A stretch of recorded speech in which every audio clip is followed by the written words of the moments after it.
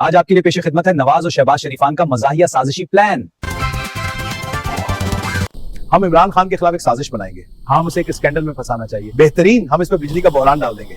दोस्तों एक जाल बुन रहे हैं। क्या तरीका है? चोरी से सबको बहला, शाबाश, कोई पता नहीं चलेगा।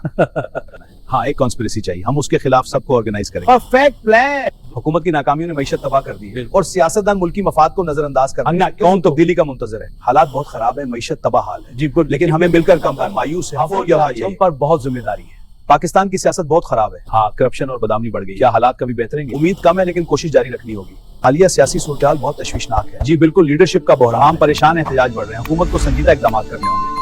हालिया सियासी सूरत के साथ कदम लेने में आगा, लेकिन अवाम बहुत परेशान है। इंशाल्लाह हल आएगी। हिज़्ब इख्तिलाफ कह रही है कि मौजूदा सियासी सूरत हालात कंट्रोल में है। वहाँ मुत्तहिद होकर इस बहरान का मुकाबला करना होगा।